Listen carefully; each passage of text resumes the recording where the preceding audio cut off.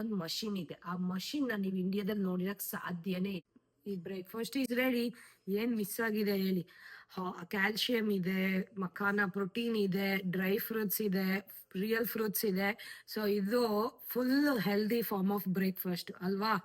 ನಮಸ್ಕಾರ ಎಲ್ರಿಗೂ. ಎಲ್ರು ಆರಾಮಾಗಿದ್ದೀರಾ ಅಲ್ವಾ? ಇವತ್ತು ನಾನ್ ನಿಮಗೆಲ್ಲ ಒಂದು ಈಸಿ, ಹೆಲ್ದಿಯೆಸ್ಟ್ ಮತ್ತೆ ಕ್ವಿಕ್ ಬ್ರೇಕ್ಫಾಸ್ಟ್ ರೆಸಿಪಿನ ತೋರಿಸ್ತಾ ಇದ್ದೀನಿ. ಯಾರ್ಯಾರು ಡಯಟ್ ಫ್ರೆಂಡ್ಲಿ ರೆಸಿಪಿನ ಹುಡುಕ್ತಿದ್ದೀರೋ ಅವರಿಗೆ ಇದು ಪರ್ಫೆಕ್ಟ್ ಆಗಿರೋ ಅಂತದ್ದು. ಇದಕ್ಕೆ ಯಾವುದೇ ಕುಕಿಂಗ್ ಸ್ಕಿಲ್ ಬೇಕಾಗೇ ಇಲ್ಲ, ನೀವು ಕುಕ್ ಮಾಡ್ಬೇಕಾಗೂ ಇಲ್ಲ. ಇದರಲ್ಲಿ ಬರೀ 5 ಮಿನಿಟ್ಸ್ ಅಲ್ಲಿ ಈ ಬ್ರೇಕ್ಫಾಸ್ಟ್ ನ ಮಾಡ್ಕೊಬಹುದು. ಅದ್ರ ಜೊತೆಗೆ ನಾನು ಕೆನಡಾದಲ್ಲಿ ಈ ಎಲ್ಲಾ ಕಿಚನ್ ಅಲ್ಲೂ ಒಂದ್ ಮಷಿನ್ ಇದೆ. ಆ ಮಷಿನ್ ನ ನೀವು ಇಂಡಿಯಾದಲ್ಲಿ ನೋಡಿರಕ್ ಸಾಧ್ಯನೇ ಇಲ್ಲ. ಅದು ಏನ್ ಕೆಲಸ ಮಾಡುತ್ತೆ ಅಂತ ನಾನು ಇವತ್ತು ನಿಮಗೆ ತೋರಿಸ್ತೀನಿ. ಅದು ನೋಡಿದ್ಮೇಲೆ ನೀವು ಅನ್ಕೋತೀರ ಈ ತರ ಒಂದ್ ಮಷಿನ್ ನಮ್ಮನೇಲೂ ಬೇಕಿತ್ತಪ್ಪ ಅಂತ. ಸೊ ಹಾಗಾದ್ರೆ ಬ್ರೇಕ್ಫಾಸ್ಟ್ ನ ರೆಸಿಪಿನ ಸ್ಟಾರ್ಟ್ ಮಾಡೋಣ. ಈ ಬ್ರೇಕ್ಫಾಸ್ಟ್ ಮಾಡೋದಿಕ್ಕೆ ಬೇಕಾಗಿರುವಂತಹ ಮೇನ್ ಇಂಗ್ರೀಡಿಯೆಂಟ್ಸ್ ಯಾವ್ದು ಗೊತ್ತಾ? ಮಖಾನ. ಮಖಾನ. ಸೊ ನಿಮ್ಗೆಲ್ಲ ಗೊತ್ತು ಈ ಮಖಾನ ಎಂತ ಸೂಪರ್ ಫುಡ್ ಅಂತ. ಇವಾಗ ಇಂಟರ್ನೆಟ್ ಅಲ್ಲಿ ಫುಲ್ ವೈರಲ್ ಆಗಿದೆ. ಇದು ಪ್ಲಾಂಟ್ ಬೇಸ್ಡ್ ಪ್ರೋಟೀನ್ ಅಂತ ಕರೀತಾರೆ. ಸೊ ಯಾರ್ಯಾರು ವೆಜಿಟೇರಿಯನ್ ಇರ್ತಾರೋ ಅವರಿಗೆ ಪ್ರೋಟೀನಿಗೆ ಇದು ತುಂಬಾ ಒಳ್ಳೆಯದು. ಹಾಗೇನೆ ಇದು ಹಾರ್ಟ್ ಹೆಲ್ತ್ಗೆ, ಬೋನ್ ಹೆಲ್ತ್ಗೆ, ಮಸಲ್ಸ್ ರಿಕವರಿಗೆ ಎಲ್ಲ ಕೂಡ ತುಂಬಾ ಹೆಲ್ಪ್ ಆಗುತ್ತೆ. ಸೊ ಈ ಮಖಾನನ ಬ್ರೇಕ್ಫಾಸ್ಟಿಗೂ ಕೂಡ ಯೂಸ್ ಮಾಡ್ಬೋದು, ಹಾಗೇನೆ ಸ್ನಾಕ್ಸ್ ತರನು ತಗೊಬಹುದು. ಅಷ್ಟು ಚೆನ್ನಾಗಿರುತ್ತೆ. ಆಕ್ಚುಲಿ ಇದನ್ನ ನೀವು ರೋಸ್ಟ್ ಮಾಡ್ಬಿಟ್ಟು ತಿಂದ್ರೆ ಸೇಮ್ ಪಾಪ್ಕಾರ್ನ್ ತರನೇ ಇರುತ್ತೆ. ಸೊ ಇದು ಮೇನ್ ಇಂಗ್ರೀಡಿಯೆಂಟ್. ಇದಾದ್ಮೇಲೆ ಏನೇನ್ ಬೇಕಪ್ಪ ಅಂದ್ರೆ ಮಿಲ್ಕ್ ಬೇಕು. ಯಾಕಂದ್ರೆ ಈ ಮಖಾನನ ಫಸ್ಟ್ ರೋಸ್ಟ್ ಮಾಡ್ಕೊಂಡು ಮಿಲ್ಕ್ ಅಲ್ಲಿ ಸೋಕ್ ಮಾಡಿಡ್ಬೇಕು. ಸೊ ಮಿಲ್ಕ್ ಮತ್ತೆ ನಿಮಗೆ ಸ್ವೀಟಿಗೆ 2 ಡೇಟ್ಸ್, ಹಾಗೇನೆ ಒಂದ್ ಸ್ವಲ್ಪ ಡ್ರೈ ಫ್ರೂಟ್ಸ್, ಆಕ್ಚುಲಿ ನಿಮ್ ಚಾಯ್ಸ್ ಯಾವ್ಯಾವ ಬೇಕಂತ. ಹಾಗೆ ಕೇಸರಿನ ಒಂದ್ 2 ಎಳೆ ಹಾಕಿದ್ರೆ ಸಾಕು. ಅದಾದ್ಮೇಲೆ ಇನ್ನೊಂದ್ ಸ್ವಲ್ಪ ಸ್ವೀಟಿಗೆ ಹನಿನ ಯೂಸ್ ಮಾಡ್ಕೋಬೇಕು. 1 ಸ್ಪೂನ್ ಹನಿ ಹಾಕೋಣ.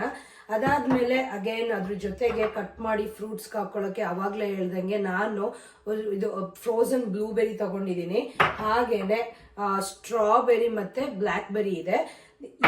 ಇದ್ರದ್ದು ಇನ್ನೊಂದು ವಿಶೇಷತೆ ಏನ್ ಗೊತ್ತಾ? ನಿಮ್ಗೆ ಮಖಾನ ಮತ್ತೆ ಮಿಲ್ಕ್ ಬಿಟ್ರೆ ಬೇರೆ ಎಲ್ಲಾನು ನಿಮ್ ಮನೇಲಿ ಏನಿದೆಯೋ ಅದನ್ನೇ ಯೂಸ್ ಮಾಡ್ಕೋಬಹುದು. ನೀವು ಹನಿನೇ ಹಾಕ್ಬೇಕು, ಡೇಟ್ಸ್ ಹಾಕ್ಬೇಕಂತ ಏನಿಲ್ಲ, ನೀವು ಜಾಗ್ರಿನೂ ಯೂಸ್ ಮಾಡ್ಕೊಬಹುದು. ಫ್ರೂಟ್ಸ್ ಹಾಕ್ಬೇಕಾದ್ರೆ ನೀವು ಇದೇ ಫ್ರೂಟ್ಸ್ ಹಾಕ್ಬೇಕಂತ ಏನಿಲ್ಲ. ಆಪಲ್ ಇರ್ಬೋದು, ದ್ರಾಕ್ಷಿ, ಅಥವಾ ನಿಮಗೆ ಪೊಮೊಗ್ರನೇಟ್ ಸಿಕ್ಕರೆ ಪೊಮೊಗ್ರನೇಟ್, ಏನ್ ಬೇಕಾದ್ರೂ ಹಾಕ್ಬೋದು. ಇದು ಹೆಂಗ್ ಗೊತ್ತಾ? ನಿಮ್ಗೆ ಅದು 2 ಮೇನ್ ಇಂಗ್ರೀಡಿಯೆಂಟ್ ಬಿಟ್ಟು ಬೇರೆ ಎಲ್ಲಾನು ನಿಮ್ ಮನೇಲಿ ಏನಿದೆಯೋ ಅದನ್ನೇ ಹಾಕೋಬಹುದು. So it's easy. ಅವನ್ನೆಲ್ಲ ತಗೊಬಂದ್ ಮಾಡ್ಬೇಕನ್ನ ಏನ್ ತಲೆನೋವು ಇರಲ್ಲ. ಸರಿ, ಹಂಗಾದ್ರೆ ಮಖಾನನ ರೋಸ್ಟ್ ಮಾಡೋಣ ಇವಾಗ ನಾನು ಮಖಾನನ ರೋಸ್ಟ್ ಮಾಡ್ಕೊಳ್ತಾ ಇದ್ದೀನಿ. ಸೊ ಮಖಾನನ ರೋಸ್ಟ್ ಮಾಡೋದಿಕ್ಕೆ ನಾನು 1 ಸ್ಪೂನ್ ಇಷ್ಟು ಬಟರ್ ಅಂದ್ರೆ ತುಪ್ಪನ ಹಾಕೊಳ್ತಾ ಇದ್ದೀನಿ. ಸೊ ಆ ತುಪ್ಪನ ಹಾಕೊಂಡು ಅದು ಬಿಸಿಯಾಗಿ ಅದು ಫುಲ್ ಡೈಲ್ಯೂಟ್ ಆದ್ಮೇಲೆ ನಾವು ಮಖಾನನ ಹಾಕೋಣ. ಇವಾಗ ತುಪ್ಪ ಡೈಲ್ಯೂಟ್ ಆಗಿದೆ ನೋಡಿ. ಸೊ ಇದಕ್ಕೆ ಮಖಾನನ ಹಾಕಿ ಇವಾಗ ರೋಸ್ಟ್ ಮಾಡೋಣ. ಸೊ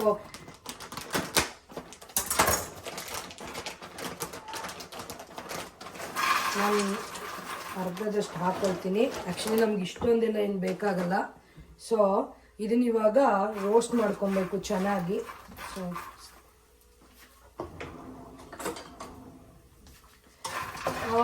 ನೀವಿದು ರೋಸ್ಟ್ ಮಾಡೋದಿಕ್ಕೆ ನೀವೇನು ತುಂಬ ತಲೆ ಕೆಡಿಸ್ಕೊಬೇಕಾಗಿಲ್ಲ. ಹೆಂಗಪ್ಪ ಎಷ್ಟೊತ್ತು ರೋಸ್ಟ್ ಮಾಡಬೇಕು ಅಂತ ನಿಮಗೆ ಗೊತ್ತಾಗುತ್ತೆ. ಆ್ಯಕ್ಚುಲಿ ಇವಾಗ ನೋಡಿ ಈ ಮಖಾನ ಹಿಂಗೆ ಮಾಡಿದ್ರೆ ಹಿಂಗೆ ಆಗೋದೇ ಇಲ್ಲ.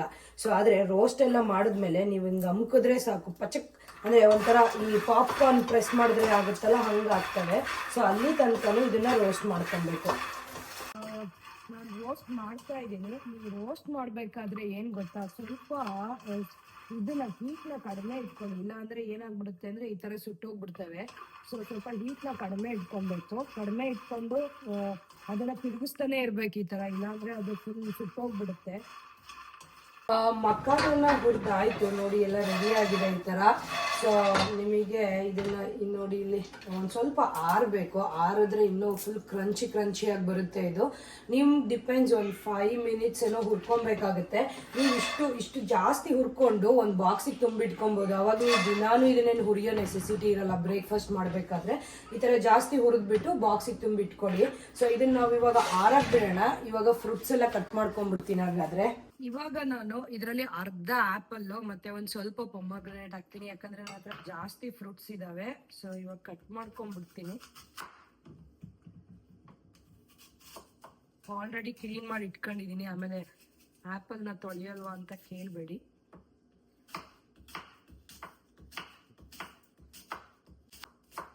ನಿಮಗೆ ಯಾವಷ್ಟು ಸೈಜ್ ಬೇಕು ಚೆನ್ನಾಗಿ ಮಾಡ್ಕೊಟ್ರೆ ಚೆನ್ನಾಗಿರುತ್ತೆ ಆ್ಯಕ್ಚುಲಿ.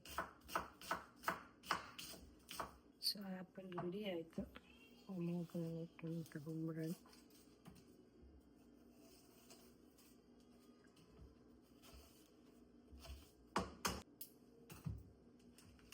ತುಂಬ ಚೆನ್ನಾಗಿದೆ ಪೊಮೊಗ್ರೆನೇಟ್ ಅಲ್ವಾ? ನನಗೆ ಇಷ್ಟು ಪೊಮೊಗ್ರೆನೇಟ್ ಸಾಕು. ನಾನಿವಾಗ ಈ ಕಂಟೈನರಿಗೆ ಮಖಾನನ್ನ ಸೋಕ್ ಮಾಡೋದಿಕ್ಕೆ ಹಾಕ್ತಾ ಇದ್ದೀನಿ. ಸೊ ನನ್ನ ಹತ್ರ ಆಲ್ರೆಡಿ ಮಿಲ್ಕ್ ಇಟ್ಕೊಂಡಿದ್ದೀನಿ. ನೀವು ಯಾವ ಮಿಲ್ಕ್ ಆದರೂ ಯೂಸ್ ಮಾಡ್ಬೋದು. ಬಾದಾಮ್ milk, oats milk, regular milk ಯಾವುದಾದ್ರೂ ಯೂಸ್ ಮಾಡ್ಬೋದು. ಸೊ ನಾನು ಒಂದು ಅರ್ಧ ಗ್ಲಾಸ್ ಮಿಲ್ಕು ಮತ್ತು ಅರ್ಧ ಗ್ಲಾಸ್ ವಾಟರ್ ಹಾಕ್ಕೊಳ್ತೀನಿ ಸಾಕಿದಕ್ಕೆ. ಸೊ ಅದಕ್ಕೆ ನಾನಿವಾಗ 2 ಡೇಟ್ಸ್ ಇಟ್ಕೊಂಡಿದ್ದೆ ಅಲ್ವಾ, ಅದನ್ನ ಹಾಕ್ತೀನಿ. ಇಲ್ಲಿ ಡೇಟ್ಸು ತುಂಬ ಚೆನ್ನಾಗಿ ಸಿಗುತ್ತೆ, ಅರೇಬಿಯನ್ ಡೇಟ್ಸು. ಸೊ 2 ಡೇಟ್ಸ್ ಹಾಕೊಳ್ತಾ ಇದ್ದೀನಿ. ಅದಾದ್ಮೇಲೆ ಒಂದು 2, 3 ಅಥವಾ 4 ಎಲೆ ಕೇಸರಿನ ಹಾಕೊಳ್ತೀನಿ. ಎಷ್ಟು ಹಾಕಿದೆ ಅಂತ ನಂಗೆ ಗೊತ್ತಿಲ್ಲ, ಅಂದ್ಕೊಂಡ್ಬಿಟ್ಟಿದೆ ಕೈಗೆ.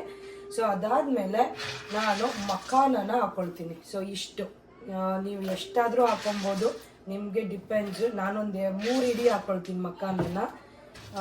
ಅದಾದ್ಮೇಲೆ ಇನ್ನೊಂದಿದೆ, ಏನು ಗೊತ್ತಾ, ನೀವು ಒಂದಿಷ್ಟು ಆ್ಯಪಲ್, ಒಂದು ಚಿಕ್ಕ ಆ್ಯಪಲ್ ಸ್ಲೈಸ್ನ ಕಟ್ ಮಾಡಿಬಿಟ್ಟು ಹಾಕೋಬೋದು, ಚೆನ್ನಾಗಿ ಬರುತ್ತೆ. ಸೊ ಇದೆಲ್ಲ ಆದಮೇಲೆ ಇದನ್ನೆಲ್ಲ ಒಂದು 20 ಮಿನಿಟ್ಸ್ ನೆನೆಸಿಡಿ. ಇದಕ್ಕೆ ಬೇಕಿದ್ರೆ 1 ಸ್ಪೂನ್ ಹನಿನ ಇವಾಗಲೇ ಹಾಕ್ಬೋದು ಅಥವಾ ಆಮೇಲೆ ಕೂಡ ಹಾಕೋಬೋದು. ಸೊ ಇದನ್ನು ನೆನೆಸಿಡ್ತೀನಿ, ಆಮೇಲೆ ಇದನ್ನು ಗ್ರೈಂಡ್ ಮಾಡ್ತೀನಿ. ಸೊ ನಾವು 20 ಮಿನಿಟ್ಸ್ ಈ ಮಖಾನನ ನೆನೆಸಿಟ್ಟಿದ್ವಲ್ಲ, ಅದು ರೆಡಿಯಾಗಿದೆ. ಇವಾಗ ಇದನ್ನ ಗ್ರೈಂಡ್ ಮಾಡಿ ಫ್ರೂಟ್ಸ್ ಎಲ್ಲ ಹಾಕ್ಬಿಟ್ರೆ ಅಲ್ಲಿಗೆ ನಮ್ಮ ಬ್ರೇಕ್ಫಾಸ್ಟ್ ರೆಡಿ ಆಗುತ್ತೆ. ನೋಡೋಕ್ಕೆ ಸ್ವಲ್ಪ ಜಾಸ್ತಿ ಕೆಲಸ ತರ ಕಾಣಿಸುತ್ತೆ, ಆದ್ರೆ ಎಲ್ಲ ರೆಡಿ ಇದ್ರೆ 5 ಮಿನಿಟ್ಸ್ ಅಲ್ಲಿ ಆಗೋಗುತ್ತೆ ಫಾರ್ ಶೋರ್. ನನ್ನ ಪ್ರಕಾರ ನನಗೆ ಆಫೀಸಿಗೆ ತಗೊಂಡೋಗಕ್ಕೆ ಇದು ಈಸಿ ಬ್ರೇಕ್ಫಾಸ್ಟ್. ಸೊ ಇವಾಗ ಗ್ರೈಂಡ್ ಮಾಡ್ಬಿಡೋಣ ಇದನ್ನ.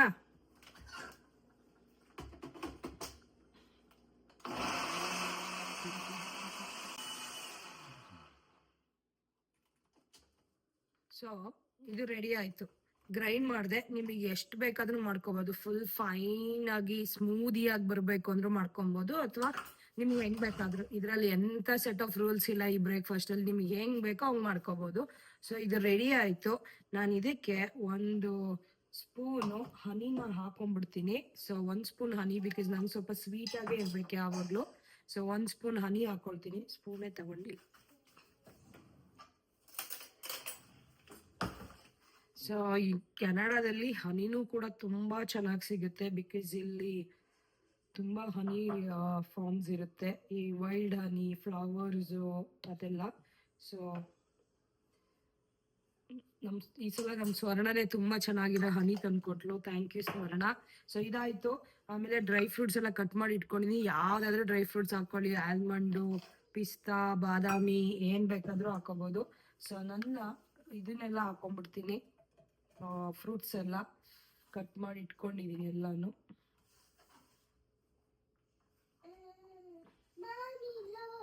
ವೇಟ್ ಓಮಿ, ಐಮ್ ಕಮಿಂಗ್. ಸೊ ಇಷ್ಟೇ, ಇದನ್ನೆಲ್ಲ ಹಾಕೊಂಡು ಮಿಕ್ಸ್ ಮಾಡ್ಕೊಂಡು ತಿಂದ್ರೆ ಈ ಬ್ರೇಕ್ಫಾಸ್ಟ್ ಈಸ್ ರೆಡಿ. ಏನ್ ಮಿಸ್ ಆಗಿದೆ ಹೇಳಿ? ಕ್ಯಾಲ್ಶಿಯಂ ಇದೆ, ಮಖಾನ ಪ್ರೋಟೀನ್ ಇದೆ, ಡ್ರೈ ಫ್ರೂಟ್ಸ್ ಇದೆ, ರಿಯಲ್ ಫ್ರೂಟ್ಸ್ ಇದೆ. ಸೊ ಇದು full healthy form of breakfast ಅಲ್ವಾ? ಸೊ ಟ್ರೈ ಮಾಡಿ, ತುಂಬಾ ಈಸಿ.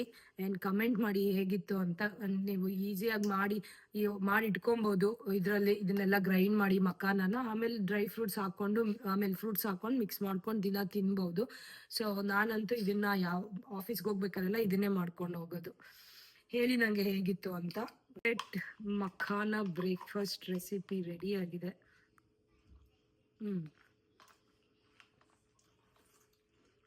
ಆನೆಸ್ಟ್ಲಿ ನಾನು ಮಾಡಿದ್ದೀನಿ ಅಂತಲ್ಲ, ರಿಯಲಿ ತುಂಬ ಚೆನ್ನಾಗಿರುತ್ತಿದ್ದು. ಟ್ರೈ ಮಾಡಿ ನನಗೆ ಹೇಳಿ ಆಯಿತಾ. ನಾನು ನಿಮಗೆಲ್ಲ ಹೇಳಿದ್ದೆ ಅಲ್ವಾ, ನಿಮ್ಗೆ ಯಾವುದೋ ಒಂದು ಮಷಿನ್ ತೋರಿಸ್ತೀನಿ ಕೆನಡಾದಲ್ಲಿ, ಅದು ಇಂಡಿಯಾದಲ್ಲಿ ನೀವು ನೋಡಿರೋಕ್ಕೆ ಸಾಧ್ಯನೇ ಇಲ್ಲ, ಮತ್ತೆ ಅದು ಏನು ಮಾಡುತ್ತೆ ಅಂತ ಹೇಳ್ತೀನಿ ಅಂತ. ಹೌದು, ಸೊ ಈ ಸಿಂಕಲ್ಲಿ ಆ್ಯಕ್ಚುಲಿ ನಮಗೆ ಇನ್ನೊಂದು ಆಪ್ಷನ್ ಇದೆ, ಬರೀ ಪಾತ್ರೆ ತೊಳೆಯೋಕ್ಕಲ್ಲ. ನಮ್ಮ ಸಾಫ್ಟ್ ಇದು ಬರುತ್ತೆ ಗೊತ್ತಾ, ವೇಸ್ಟ್ ಅಂದರೆ ಈ ಫ್ರೂಟ್ಸ್ ವೇಸ್ಟ್ ಇರ್ಬೋದು, ರೈಸು ಅಥವಾ ಏನೇ ಒಂದು ಸಾಫ್ಟ್ ಆಗಿರೋ ವೇಸ್ಟನ್ನು ನಾವು ಪ್ಲಾಸ್ಟಿಕಲ್ಲಿ ಹಾಕಿ ಅದನ್ನು ಗಾರ್ಬೇಜಿಗೆ ತಗೊಂಡೋಗಿ ಬಿಸಾಕೋದು, ಅದನ್ನ ತಗೊಂಡೋಗಿ ಬಿಸಾಕೋ ತನಕ ವಾಸನೆ ಬರೋದು, ಇದೆಲ್ಲ ಪ್ರಾಬ್ಲಮ್ ನಮ್ಗೆ ಇಲ್ಲಿ ಇರೋದೇ ಇಲ್ಲ. ಯಾಕೆ ಗೊತ್ತಾ, ಇದರಲ್ಲಿ ನಮಗೆ ಇನ್ನೊಂದು ಆಪ್ಷನ್ ಇದೆ. ಸೊ ನಾವು ಈ ತರ ವೇಸ್ಟ್ ಎಲ್ಲಾನು ನಾವು ಸಿಂಕ್ ಒಳಗಡೆನೆ ಸುರಿದ್ಬಿಡ್ತೀವಿ. ಆಮೇಲೆ ನಮ್ಗೆ ಒಂದು ಗಾರ್ಬರೇಟರ್ ಅಂತ ಒಂದು ಆಪ್ಷನ್ ಇದೆ. ಗಾರ್ಬರೇಟರ್ ಅಂದ್ರೆ ಏನ್ ಗೊತ್ತಾ, ಅದನ್ನೆಲ್ಲ ಸ್ಮಾಲ್ ಪೀಸಸ್ ಆಗಿ ಗ್ರೈಂಡ್ ಮಾಡಿಬಿಟ್ಟು ಸಿವೇಜ್ ಅಲ್ಲೇನೆ ಕಳಿಸುತ್ತೆ. ಆಕ್ಚುಲಿ ನಮ್ಗೆ ಡ್ರೈನೇಜ್ ಅಲ್ಲಿ ಹೆಂಗೆ ವೇಸ್ಟ್ ವಾಟರ್ ಹೋಗುತ್ತೋ ಅದೇ ತರ ಈ ವೇಸ್ಟ್ ಇದನ್ನು ಕೂಡ ಅಂದ್ರೆ ಕಿಚನ್ ವೇಸ್ಟ್ ಕೂಡ ಅದರಲ್ಲೇ ಹೋಗ್ಬಿಡುತ್ತೆ. ಸೊ ಅದು ಗ್ರೈಂಡ್ ಮಾಡುತ್ತೆ. ಸೊ ಇವಾಗ ಅದು ಹೆಂಗ್ ಗ್ರೈಂಡ್ ಮಾಡುತ್ತೆ ಅಂತ ನಾನು ನಿಮಗೆ ತೋರಿಸ್ತೀನಿ ಬನ್ನಿ.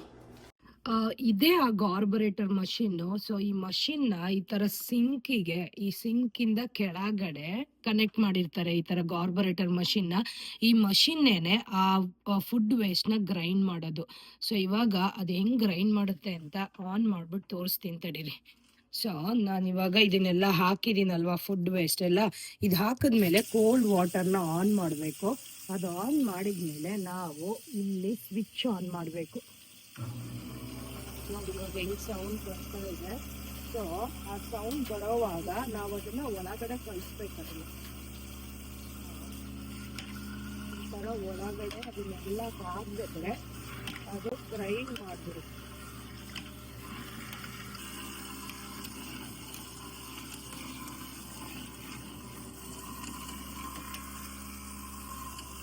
ಇವಾಗ ಆಫ್ ಮಾಡೋಣ ಅದನ್ನ.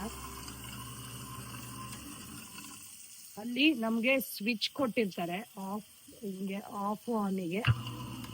ಸೊ ಅದನ್ನ ಮಾಡಿದ್ರೆ ಅದಾಯ್ತು ಅಷ್ಟೇ. ಇದನ್ನೆಲ್ಲ ಹಾಕಿ ಈ ತರ ಮಾಡಿದ್ರೆ ಫುಲ್ ಕ್ಲೀನ್ ಆಗೋಗ್ಬಿಡುತ್ತೆ. ಸೊ ಎಷ್ಟು ಈಸಿ ಅಲ್ವಾ. ಸೊ ನೋಡಿದ್ರ ಗಾರ್ಬರೇಟರ್ ಹೆಂಗ್ ವರ್ಕ್ ಆಗುತ್ತೆ ಅಂತ. ಈ ತರ ಮಾಡೋದ್ರಿಂದ ಕಿಚನ್ ಅಲ್ಲಿ ಸ್ಮೆಲ್ಲು ಇರಲ್ಲ, ಆ ಹುಳಗಳು ಅಂದೇನು ಫುಡ್ ಫ್ಲೈಸ್ ಅನ್ನೋ ಬರುತ್ತಲ್ಲ, ಫ್ರೂಟ್ ಫ್ಲೈಸ್ ಸಾರಿ, ಅದು ಇರಲ್ಲ. ಸೊ ಕಿಚನ್ ಎಲ್ಲ ಕ್ಲೀನ್ ಆಗಿರುತ್ತೆ. ಸೊ ಇದೊಂದು ವೆರಿ ಯೂಸ್ಫುಲ್ಲು. ಹೌದು, ಇದನ್ನ ನೋಡಿದ್ಮೇಲೆ ನಿಮ್ಗೆ ಅನ್ನಿಸ್ತಾ ನಿಮಗೆ ಒಂದು ಈ ಥರ ಗಾರ್ಬರೇಟರ್ ಬೇಕು ಮನೆಯಲ್ಲಿ, ಈಸಿ ಆಗಿರುತ್ತೆ. ಇಂಡಿಯಾದಲ್ಲಿ ಅಥವಾ ಬೆಂಗಳೂರಲ್ಲಿ ಗಾರ್ಬೇಜ್ ತಗೊಂಡೋಗೋದೇ ಒಂದು ದೊಡ್ಡ ಸಮಸ್ಯೆ. ಮನೆ ಸುತ್ತ ಫ್ರೂಟ್ ಫ್ಲೈಸ್ ಇರುತ್ತೆ, ಸ್ಮೆಲ್ ಇರುತ್ತೆ ಅಲ್ವಾ. ಸೊ ಇದರಿಂದ ಗೌರ್ಮೆಂಟಿಗೆ ಏನು ಲಾಭ ಆಗಲ್ಲ ಅನ್ಕೊಳ್ತೀನಿ, ತುಂಬ ಕೆಲಸ ಇದೆ. ಬಿಕಾಸ್ ಡ್ರೈನೇಜ್ ಎಲ್ಲ ಬ್ಲಾಕ್ ಆಗೋ ಚಾನ್ಸಸ್ ಇರುತ್ತೆ. ಆ್ಯಂಡ್ ಒನ್ ಮೋರ್ ಥಿಂಗ್, ಇದಕ್ಕೆ ಬೋನ್ಸ್ ಆಗಿರ್ಬೋದು ಅಥವಾ ಹಾರ್ಡ್ ಥಿಂಗ್ಸ್ ಎಲ್ಲ ಹಾಕಿ ಗ್ರೈಂಡ್ ಮಾಡೋಕ್ಕಾಗಲ್ಲ. ಸೊ ಮಷೀನೇ ಡ್ಯಾಮೇಜ್ ಆಗಿಬಿಡುತ್ತೆ. ಸೊ ಏನಿದ್ರು ಸಾಫ್ಟ್ ವೇಸ್ಟ್ ಇರುತ್ತಲ್ಲ ಅದನ್ನ ಮಾತ್ರ ಹಾಕಿ ಗ್ರೈಂಡ್ ಮಾಡ್ಬೋದು. ಮತ್ತೆ ನೆಕ್ಸ್ಟ್ ಮತ್ತೊಂದು ವಿಡಿಯೋ ಜೊತೆ ಸಿಗ್ತೀನಿ. ಬಾಯ್.